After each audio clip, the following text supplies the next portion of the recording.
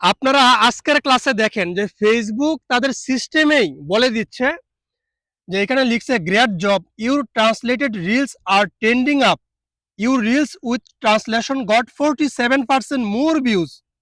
তার মানে হচ্ছে আমার আগের ভিডিওতে যে ভিউ হইতো তার থেকে 47% ভিউ কেন বেশি হচ্ছে? তারা বলে দিচ্ছে ম্যানেজ ভয়েস ট্রান্সলেশন, এটার জন্য।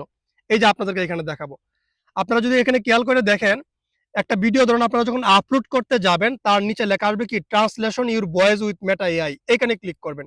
এখানে ক্লিক করার পরে আপনাদের যে কাজটা করতে হবে, এই যে এখানে যে অপশনটা আসবে এই অপশনটা কি আপনারা অন করে দিবেন। আমার এটা আসছে না, আমি একটা অন্য ভিডিও নিচ্ছি, তো আপনারা এটা অন করে দিবেন। অন করে দিলে কি হবে, এটা অন করার কারণে কিন্তু মূলত কি হচ্ছে, আমার ভিডিওতে 47% ভিউ বেশি হয়েছে। এটা অনেকেই জানেন।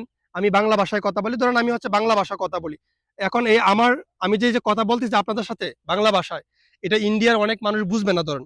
তখন তারা কি করতে পারবে, এই যে মেটা ট্রান্সলেশন যে আছে ওইখানে চাপ দিয়ে ভিডিওতে তারা কি করতে পারবে, তারা আমার কথাটা অনুবাদটা শুনতে পারবে, তাদের ভাষায় শুনতে পারবে, হিন্দিতে শুনতে পারবে। এই জন্যই কি হচ্ছে, আমার ভিডিওগুলোতে ভিউ বেশি হচ্ছে, কারণ বিশ্বের বিভিন্ন মানুষ এখন আর আপনার কন্টেন্ট দেখতেছে।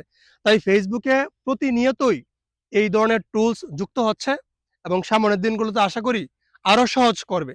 সো একজন ক্রিয়েটর হিসেবে চেষ্টা করেন ফেসবুকে ভালো কিছু আপলোড করতে, কারণ আপনার কন্টেন্ট এখন আর বাংলাদেশে সীমাবদ্ধ নয়, পুরা ওয়ার্ল্ডের মানুষ দেখতে পারে।